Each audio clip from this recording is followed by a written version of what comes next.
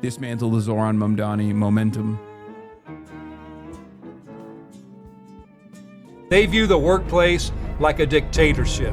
The corporate class expects to be treated like kings. They want us silent, obedient, disposable. They expect workers to sit down and shut up.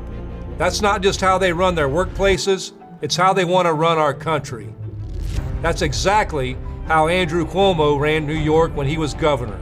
He bullied and harassed workers. He cut Medicaid in the middle of a pandemic. And when striking UAW members needed his support on the picket line, he was nowhere to be found. Those days are over because across New York City, the working class is rising up. We are demanding higher wages, health care for all, a secure retirement, a home we can afford. Because here's the secret truth that the billionaire class doesn't want us to know. We are the majority. And when we stand up, nobody can stand in our way. We don't need another hack politician like Cuomo, someone who smiles for the cameras and then sells us out behind closed doors.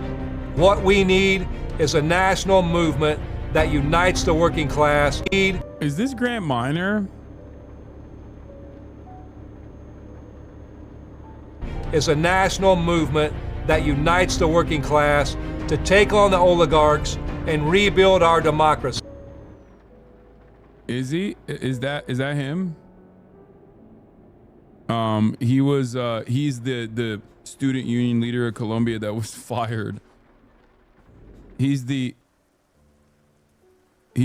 Jewish student union leader, UAW student leader that was fired from his position and because, you know, anti-Semitism. And why are you spending so much time on the New York City mayoral race? Part of the reason why is because New York City is a very important stronghold for Democratic Party politics. New York City in and of itself is a major city for the entire world, right? New York City's police department, which the mayor would control, is larger than many countries' standing armies. So regardless of all of the corporate interests that dominate New York City politics, having a guy like Zoran there is ultimately going to prove a point that these kinds of politics are actually effective. Even past the point of maybe even some of the gains that Bill de Blasio made, which should not be discounted. Bill de Blasio is actually such an interesting mayor that, I mean, he's been dunked on quite a bit, but like he was significantly better than Eric Adams and many other mayors that came before and after him. And it's really interesting that like we don't really talk or think about his track record. Like, I mean, I think he did the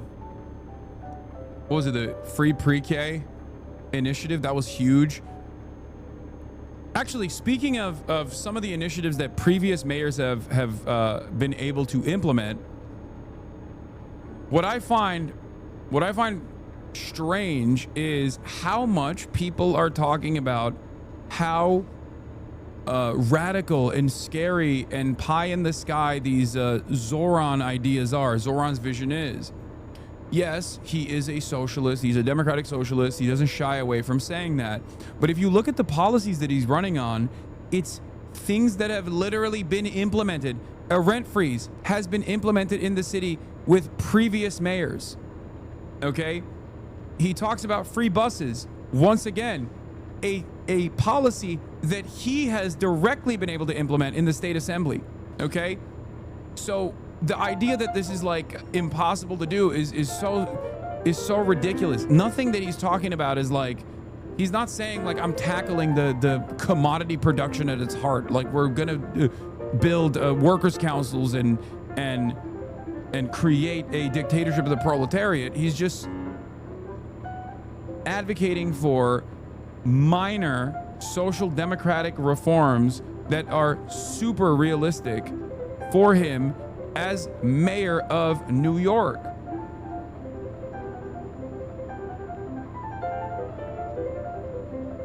So the notion that like these are crazy, radical, terrifying changes that he wants to fucking push for is insane. Another thing, cooperatively owned grocery, like state-owned, city-owned grocery stores. That is something that people have been able to do as 501c3s. Why the fuck would the state not be able to do that when they literally have all of the licensing and all of the other more costly elements of maintaining a chain of grocery stores? Like, you could very easily do that. You could very easily start small and implement this as a project. This was also Brandon Johnson's promise as well, which I thought was going to be awesome. And the notion that this is like impossible, the notion that this is like an impossible thing is so stupid. These guys are actively trying to, the media is actively trying to terrify people into thinking that even modest social democracy is impossible to implement, right?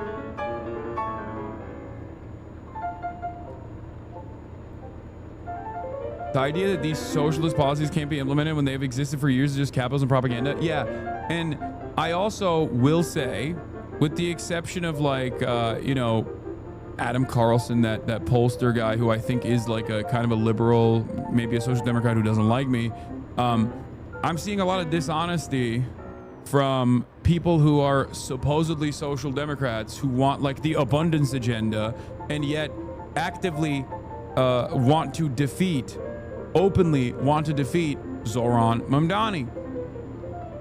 Zoran Mamdani's agenda is supposed to be directly your agenda. If you're a social democrat, then you absolutely should be on board. Like, Ezra Klein should be 100% on board with Zoran Mamdani.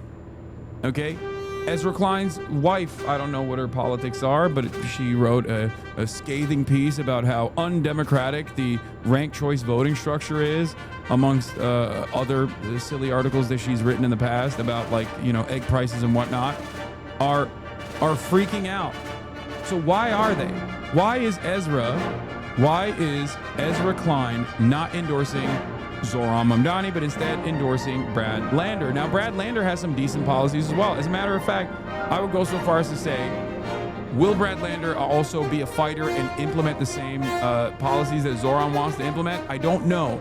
I trust Zoran more than I trust Brad in terms of the implementation. Having said that, there's only one major difference between Brad Lander and Zoran Mamdani, and it revolves around Israel.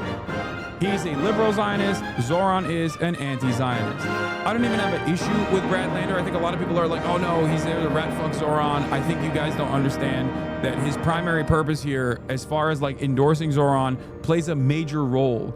And I think he actually likes Zoran Mamdani and vice versa. I don't think that there is animosity there, regardless of that one clip that everybody saw about him being like, oh yeah, it scares me when I hear someone say globalize the intifada as a Jew or whatever. But he is the third option here, and he's Jewish, and as a Jewish person who is literally the third runner-up, he fucking endorsed Zoran Mamdani. They did a cross endorsement. Like, you guys are crazy. That plays a huge role. You can always turn around and say, what are you talking about? You think Jews are terrified of Zoran Mamdani? Well, here is the Jewish guy on the ticket that is is the runner-up, endorsing Zoran Mamdani and saying Andrew Cuomo is the real fucking bigot here.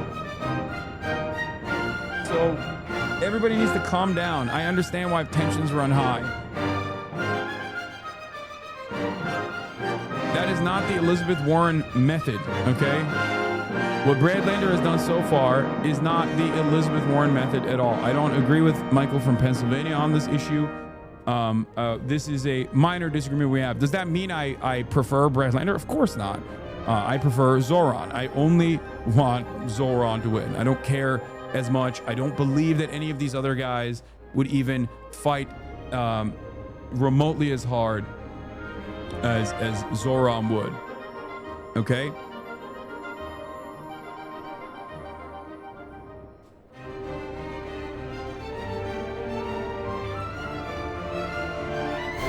So,